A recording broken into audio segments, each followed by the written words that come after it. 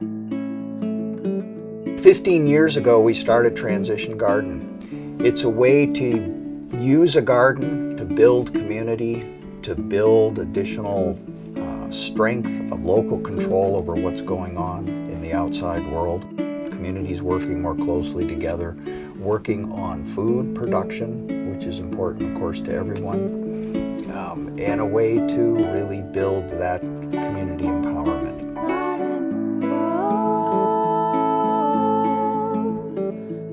Seasons that flow, our garden grows, our garden grows.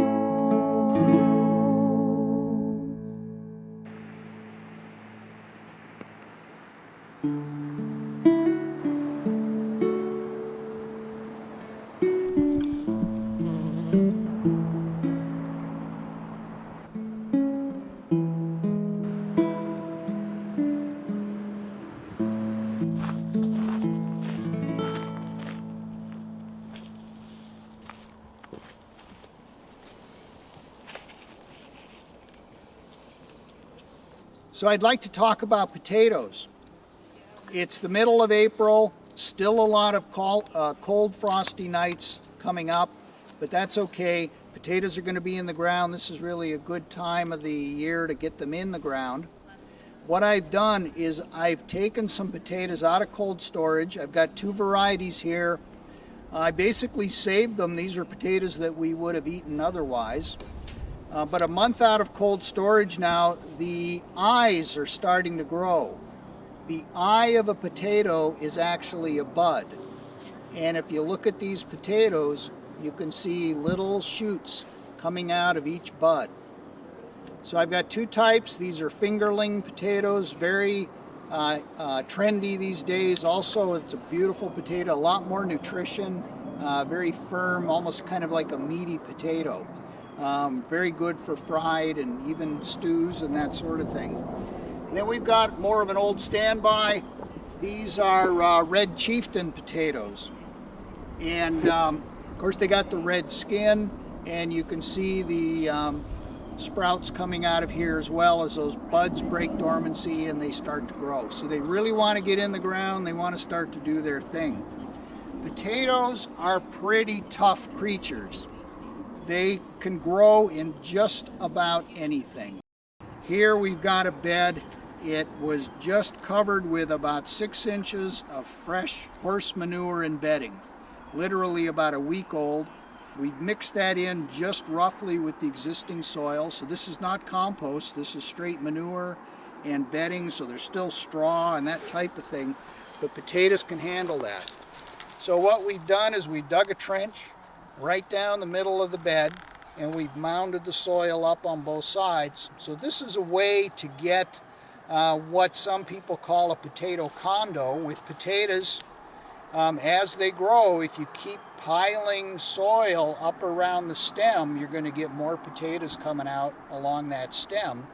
So the idea with the trench, we're going to plant them really deep at the bottom of the trench. We'll leave the trench open, and then when those plants are up, they're coming up above the trench, then we just fill both sides in around the stems, and we can get a whole nother layer of potatoes over the whole course of the growing season. Works really well. So that's the whole idea. So what I'm going to do, I've got my hand trowel here. We did already start to, as you can see, create this trench. Down underneath the raw manure here, we've got that really good garden soil that we've been working on. Nice black rich garden soil. That's what the potatoes are going to go in. The ground's all thawed out at this point, so there's no frost left in there. And what I'm going to do in this row, I'm going to plant red chieftains. And I'm going to pick through these. Now, if I wanted to, I could, with a knife, I could cut these into pieces. So there's a little bud coming out there. There's some buds coming out there. As long as each piece has at least one bud, that's going to grow into a potato plant. You can just drop it right in that trench there. and that's going to turn into a potato plant. Here's another one with 2 sprouts. So we'll just plant that one as well. And I'm going to put these in the trench maybe a foot apart. Don't want to get them too crowded because they're going to be big plants at the end of the day. Just going to work my way down the trench here. So we're just going to keep going down the trench. You can see potatoes about a foot apart. And what I'm going to do is just fill them back in with some of that loose soil on top.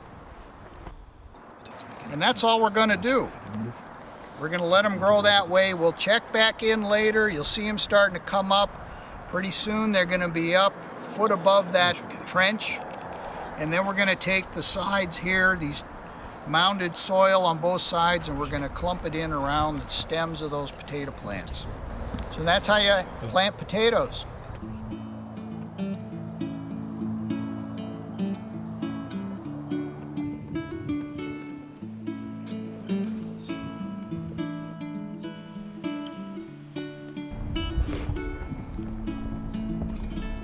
Okay, let me show you some cold frames here. These are more of a designer version of cold frames. If you really want them to look nice, you know, you can of course add the paint job to them. Even you can see that it's tongue and groove wood around the outside. Obviously a lot more time and energy went into these types of cold frames, but they look much prettier than the other ones. So this is an example. But similarly, somebody found some old windows and on the roadside, and they said, hey, let's build a cold frame right around the window. So it's very nice. They open up quite nicely. They can tip back and just sit there on their own. And they even have this opening that was designed, built into the window, that provides some of that ventilation, because the rest of it's pretty tightly built. And what I will do, even on a day like today, because we've got some really strong sun coming in, is I'll just take a stick. This is actually the end of an old broom or shovel handle, and I'll just stick it in there, and I will prop this lid up just for today during the day so that it ventilates a little bit more and it doesn't overheat.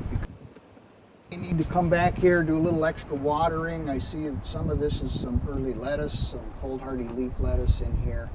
I see that they're starting to wilt just a tiny bit. The soil's dry because obviously I'm not getting rain in there. And we have had some rain, but it's not getting in there. So I'm going to water them, take some of the stress off, and make sure the window's propped open. You can put a cold frame anywhere, whatever suits you, whatever looks good.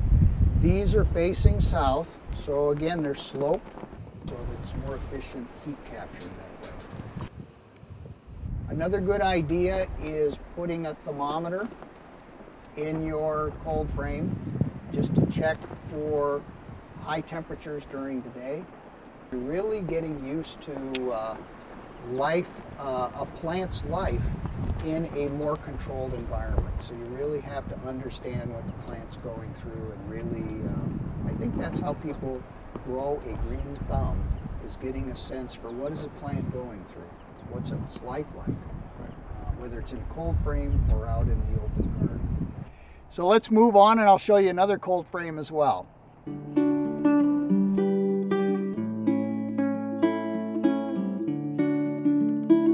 This is an older cold frame. Wood still holding out, been using it probably for 8 or 9 years, but it's still in good condition. I've got 3 windows, again, that I salvaged from the side of the road. And nice sunny day here. What you can see that I've done is during the day, I've slid this window over, I've pulled this one up, I've slid that window over, and I've created a nice ventilation here so that it doesn't overheat. We do want some heat in there. We've got red onions that we transplanted about a week ago. They really like that warmth. Particularly early in the year, you want to get them as big as you can before you get to the middle of summer. And that's when they're going to start setting bulbs. Once you get to the longest day of the year, that kind of kicks them into bulb setting mode for onions. So we want to get them nice and big, and we think they should do fairly well, and we can follow it. over the course of the summer, see how our onions are going to do in this cold frame. At some point, we'll just take the cold frame away, maybe in about another month when we really start to get into summer.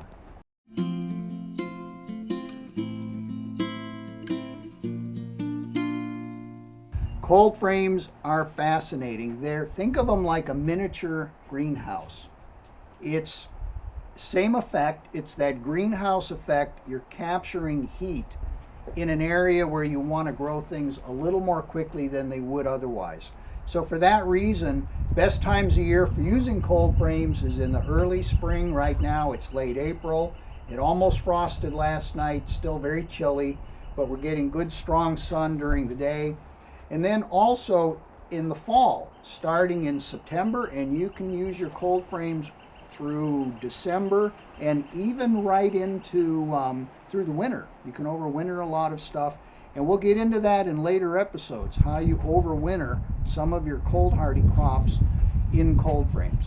So with a cold frame, you've basically got a container of some kind, and believe me, people have used all kinds of different structures for cold frames. Wood is the most obvious choice. In this case, I'm using pine boards that are being repurposed. These were originally a bookshelf. Nice wide pine boards. Didn't need the bookshelf anymore. They were sitting in kind of the scrap lumber pile for a while. I said, let's just build a cold frame out of them. So that's what we're using today for these cold frames. People have even built cold frames out of straw bales. So you just need 4 walls. Wood is the most common, and expensive wood you don't really need. You can get into wood that's more rot resistant. Things like hemlock is a good choice. It'll last a little bit longer than, say, pine or spruce. The other thing that you need is a covering, a clear covering for your cold frame. So I stopped on the side of the road, trash day, and there was these windows sitting there, and I go, wow, perfect. Stopped, and I picked up these windows. And that's what you need for a cold frame, something that is transparent and going to let the sun in. Sunlight comes in through the transparent covering, through glass. It warms the soil, which is usually black, and then that heat gets trapped. It can't radiate back out through the glass. So the sun can go in, but the heat can't come back out. So that's how you're raising the temperature inside the greenhouse, inside a cold frame. That's why they call it a greenhouse effect. So I've got these beautiful windows. I've built this cold frame with 2 dimensions in mind. One of them is that the windows are going to fit on top when I'm done, and I'll show you that when we're done. And the other thing is I want to be able to put inside seed trays, because sometimes I may want to be finishing seed trays, such as this one here now. This is red Russian kale, beautiful transplants, just about ready now to go outside. But this is type of thing where you can seed them, get them going in a cold frame. And this tray is 23 inches long. So I'm making my cold frame just big enough now that tray is going to fit inside. So I'm planning ahead, as you can see here, that if I want, when this cold frame is finished, I can lay seed trays in there for a quicker production of transplants in the spring. So it's that little bit of forethought. What are you going to use it for? What do your windows or other types of covering look like? What kind of lumber do you have available? All of those things factor in, just a little bit of thought in terms of how you're going to design your cold frame. You want them a little leaky. Some holes here and there are actually good because you need a little bit of ventilation, that sort of thing. Now this one, let me just take the tray out of here for a minute. What I've done, you can see that I've added 3 inches here on the back side so that it's going to slope just a little bit, and that's ideally good to keep the rain drained off. Potentially if there's snow on top, you can slide the snow off more easily. You could just make a flat cold frame, but most people tend to angle them to some degree or another, just for that kind of drainage purpose. So I've got this all pre-cut here. And what we can do is I can start to put some screws in here. It's going to hold it all together.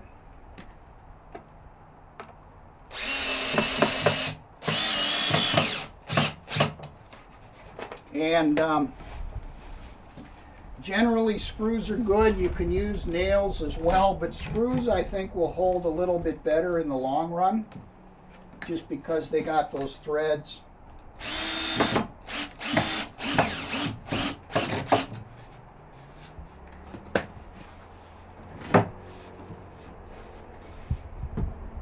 And I have even cut a diagonal piece. You can see that's going to go right there. So it's going to slope down from this higher backside down to the front.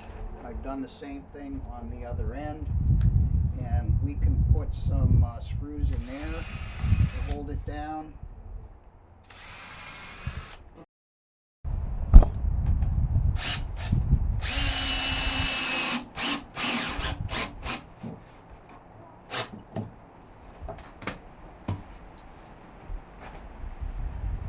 And it was designed to fit this window, as I mentioned earlier, so that it would sit across the top like this, and I've got two other windows like this that will cover the whole thing, create a little bit of ventilation. And the way that I do that is with a window, I will actually keep a small gap between the windows. And I'll just leave it that way all the time. So it's going to give me some gentle heating during the day. I want to try to increase the temperature about 10 degrees maybe inside as opposed to outside, but I don't want to overheat. So if I'm up in the 25 to 30 degree range, that's ideal for optimal growth. But once I get up 30, 35, plants are stressed. You get up to 40, you're going to kill them. And you can easily do that if everything's tightly sealed up. So that's the idea, is just some additional temperature increase of about 10 degrees. So why have a cold frame? Here is a very good example. We've got these 2 trays of red Russian kale, beautiful transplants, ready to go out into the garden. They were grown in cold frames. Now this one, I should say, spent the past 10 days outside. Cold nights, still grew okay. This one spent the past 10 days in a cold frame. So just 10 days of that additional heat. You can see we've got a lot more top growth on those plants. They're more robust transplants, and they're going to take off a little more quickly. So that was just 10 days difference in a cold frame. So think about that for just about everything. It does give you that early boost in the spring, and you know, you could even be planting radishes in March when there's still snow on the ground, late February, that type of thing, in a cold frame, and you're going to get early crops in April and late early May.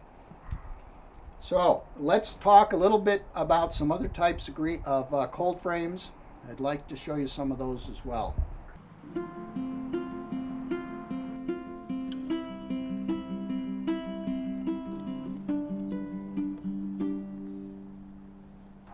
So this cold frame was started 1 month ago.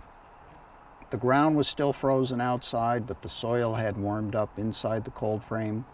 We had planted lettuce, radishes, bok choy, and now it's ready to start harvesting 4 weeks later in the middle of May.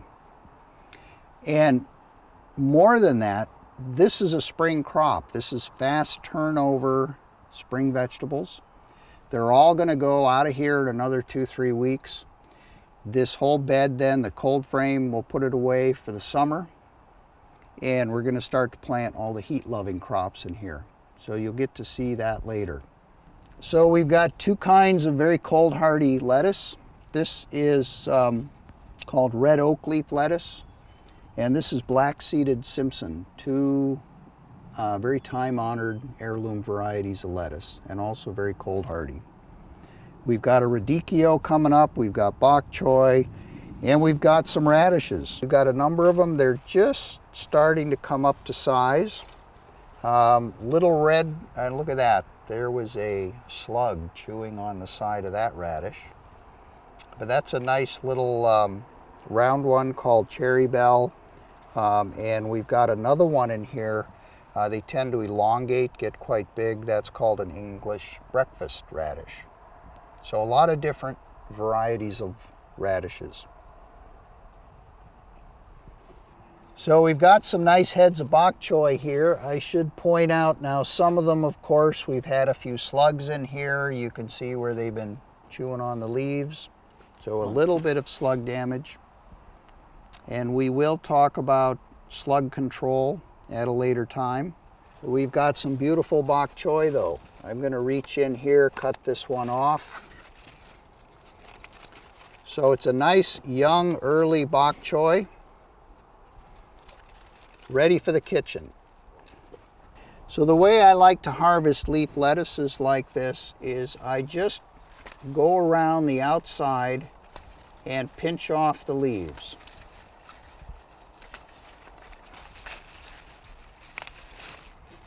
Just like that. So I've got a nice handful of lettuce leaves here, and I've saved the center of the plant to continue growing. So all these small leaves in the centers, particularly when you get way down into the crown in the middle there, all of those leaves are going to keep growing out, and they're going to provide another flush of leaves in another week or so. Now look at our chives. They've really taken off. 4 weeks later, it's gone crazy. You can even see the seed heads starting to form here. We've been picking it pretty regularly, chopping it up, using it in all kinds of dishes. I'll cut a little bit more here, and we can bring it into the house, maybe put some of it in our salad.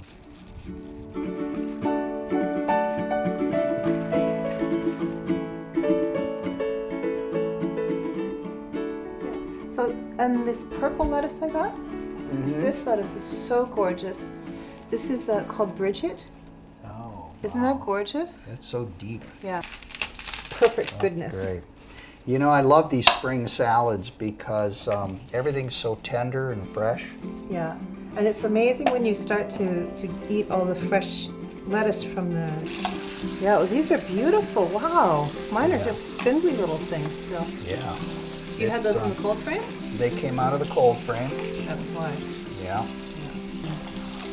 As the garlic does. Okay. And they just send up a big long shoot.